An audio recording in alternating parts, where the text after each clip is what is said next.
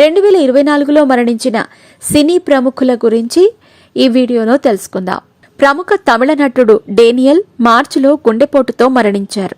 అతను 2002లో విడుదలైన తమిళ చిత్రం మాదత్తిల్లో తన కెరీర్ని ప్రారంభించిన ఆయన 48 సంవత్సరాల వయసులోనే చనిపోయారు. దర్శకుడు సూర్యకిరణ్ మార్చి 11న జాండీస్తో కన్నుమూశారు. అతని వయసు 49. సూర్య 1978లో బాలనటుడిగా తన కెరీర్ని ప్రారంభించి మాస్టర్ సురేష్ పేరుతో 200 చిత్రాల్లో కనిపించారు. కన్నడ నటి పవిత్ర జయరాం రోడ్డు ప్రమాదంలో మరణించారు. ఆమె బెంగళూరులో జన్మించారు. కన్నడ టీవీ షోలతో నటనా జీవితాన్ని ప్రారంభించింది. నిన్నే పెళ్లాడతా సినిమాలో తెలుగులోకి అడుగుపెట్టింది. ఈనాడు సంస్థల అధినేత రామోజీ ఫిల్మ్ సిటీని స్థాపించిన వారు రామోజీరావు జూన్ 8న 87 సంవత్సరాల వయసులో మరణించారు.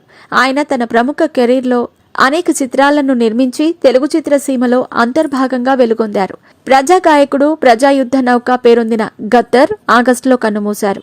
అనారోగ్యంతో అపోలో ఆసుపత్రిలో చేరిన ఆయన చికిత్స పొందుతూ ఆగస్టు 6న తుది శ్వాస విడిచారు. ఇక ప్రఖ్యాత తబలా విద్వాంసుడు జాకిర్ హుసేన్ ఈ నెలలోనే మరణించారు. బలగం సినిమా ద్వారా అందరి ప్రశంసలు అందుకున్న జానపద కళాకారుడు మొగిలయ్య ఇటీవల మరణించారు. ప్రముఖ డైరెక్టర్, రచయిత శ్యామ్ బెనగల్ కిడ్నీ సంబంధిత వ్యాధులతో బాధపడుతూ డిసెంబర్ 23న ముంబైలోని ఓ ఆసుపత్రిలో తుదిశ్వాస విడిచారు.